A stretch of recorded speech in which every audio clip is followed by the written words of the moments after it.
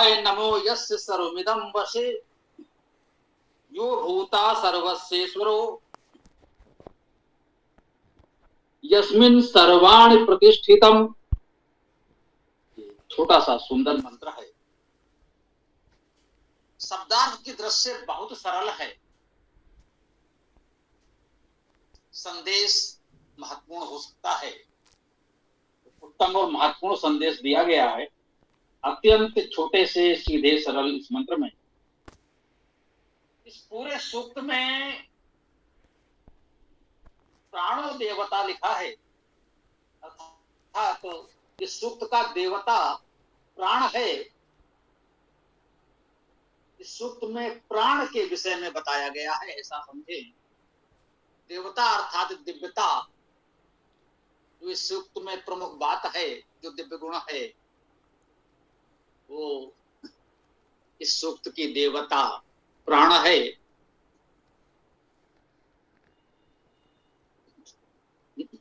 प्राण शब्द से हम सब बहुत अधिक परिचित हैं, कभी इसके विश्लेषण की ओर जाने की आवश्यकता अनुभव नहीं हुई होगी, क्योंकि हम सब लोग तो प्राण को जानते ही हैं, प्राण शब्द से परिचित हैं। वैसे प्रा उपसर्ग है और अन धातु है। अन प्राणने धातु है, श्वसने धातु है, अर्थात अन धातु का अर्थ प्राण होना, श्वास लेना है। प्राण इसी अर्थ में कहते हैं, इसमें प्राण है वही श्वास लेता है, इसमें चेतना है। अन धातु का अर्थ चेतन होना, श्वास लेना, प्राण होना, यही होता है। प्रा उपसर्ग है अर्थात प्रमुख, जो प्रमुख चेतना है उसे प्राण कहा गया है।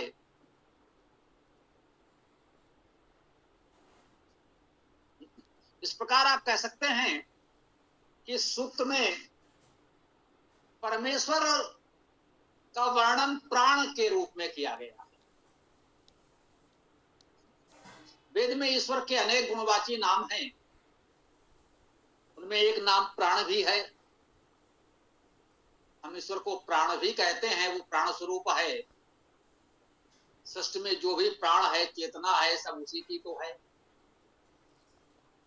वह अनादि सर्वव्यापक चेतन सत्ता है और उसी प्राण चेतना से संपूर्ण सृष्टि अनुप्राणित है। संपूर्ण चेतन जगत उसी से प्राण या चेतना ग्रहण करता है।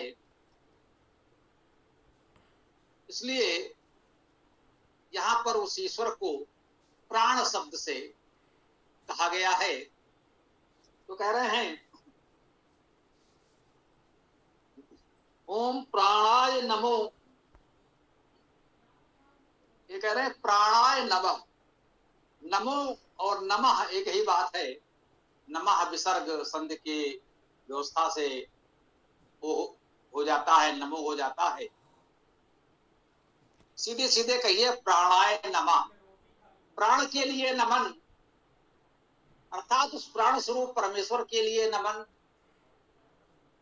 क्योंकि नमन तो परमेश्वर के लिए ही है मुख्य रूप से। सृष्टि में सर्वव्यापक उस चेतन सत्ता परमेश्वर को ही हम विविध रूपों में देखते हैं और नमन करते हैं। यहाँ भी कह रहे हैं प्राणाय नमः, प्राण के लिए नमन। उस सर्वव्यापक चेतन सत्ता प्राण स्वरूप परमेश्वर के लिए नमन। यस सर्वम इदम वसे, यस जिसका सर्वनाम है, षष्ठी विभक्ति एक वचन। सर्वम सब, सभी, इदम यह, वशे वश में। कह रहे हैं प्राणाय नमः, प्राण के लिए नमन। यस सर्वम इदम वसे, यह सब जिसके वश में है। उस प्राण को नमन कर रहे हैं, उस प्राण के लिए नमन कर रहे हैं जिसके वश में ये सब कुछ है। ये संपूर्ण सृष्टि उसी प्राण के वश में है। स्पष्ट है कि ये प्राण हम उस परमेश्वर के लिए ही कह रहे हैं। संपूर्ण सृष्टि सर्वम कहा गया है, सब कुछ उसके वश में ही है, और तो कोई नहीं है जिसके वश में सब कुछ हो। किसी के बस में कुछ हो सकता है, परंतु सब कुछ तो केवल ईश्वर के ही बस में है। तो कह रहे हैं प्राणाय नमो यस्य सर्वम विदम वशे, प्राण के लिए नमन जिसके बस में यह सब कुछ है। आगे कहते हैं यो भूता सर्वस्येश्वर हो, यो जो भूता, भूत, भूत अर्थात हुआ, भूत धातु का अर्थ है होना, भूत का अर्थ है हुआ, हो गया, हो चुका। जो कुछ भी हुआ है संपूर्ण सृष्टि को भूत कह सकते हैं।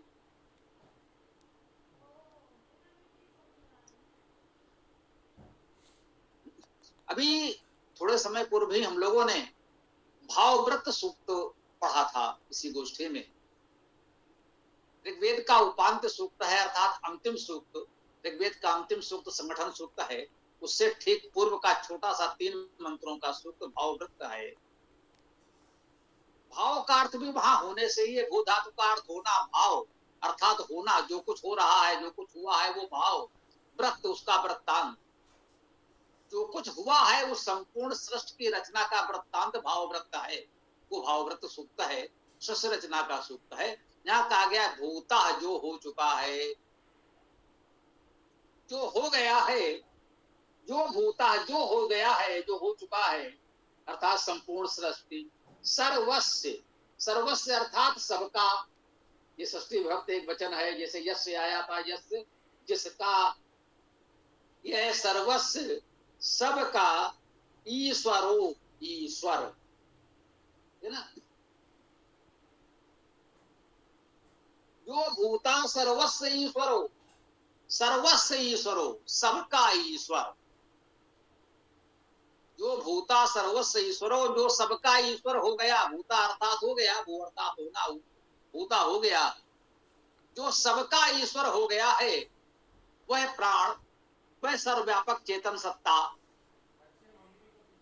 कह रहे हैं जो भूता सर्वस्व ईश्वर हो, जो सबका ईश्वर हो गया है, सबका ईश्वर वही एकमात्र है।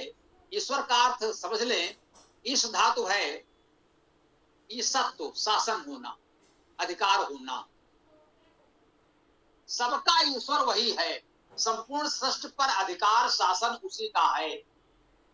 शेष लोग किसी के शासक हो सकते हैं, छोटे छोटे राजा या जो भी, कि भाई वो इतने क्षेत्र के ईश्वर हैं,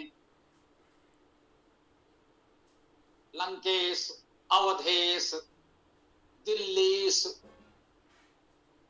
आदि, किसी नगर के, प्रांत के, देश के, राष्ट्र के ईश या ईश्वर शासक लोग हो सकते हैं, परंतु सबका ईश्वर तो वह एकमात्र सर्वव्यापक चेतन सत्ता है।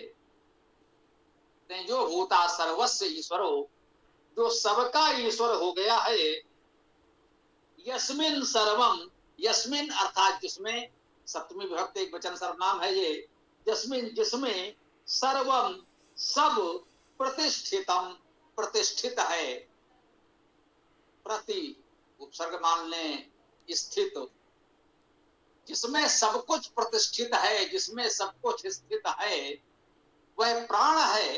देखिए यहाँ प्राण शब्द से ईश्वर को कहा गया है, पूरी तरह स्पष्ट हो रहा है। प्राण अर्थात वह सर्वव्यापक चेतन सत्ता, वह ईश्वर परमेश्वर, जिसे हम जिस भी नाम से कहते हैं, तो कहते हैं उस प्राण के लिए नमः यस्य सर्वम,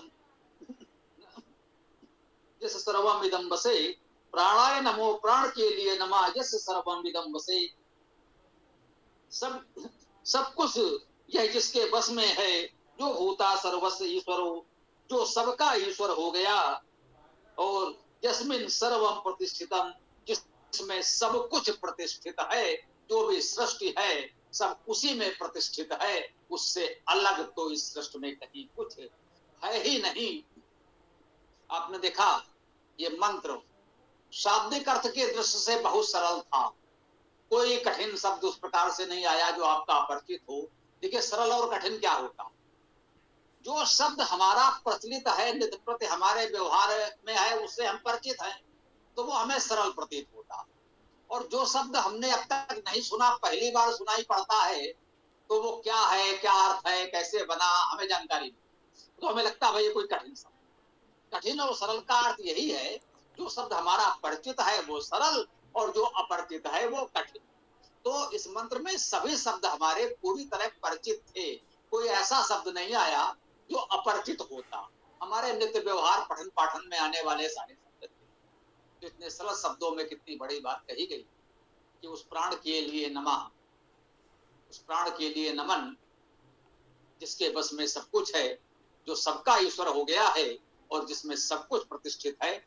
परमेश्वर के सर्व व्यापकता और उसके सर्व सामर्थ्य, सब कुछ उसके अधिकृत होने का सुंदर वर्णन इस छोटे से सरल सूक्त में किया गया है। यही इस मंत्र का संभवतः पूरे सूक्त का यही संदेश होगा। तो जहां पर हम अपने इस मंत्र व्याख्या को विराम दे सकते हैं। आगे आप लोगों का जो भी प्रश्न विचार आदि वो रख सकते हैं।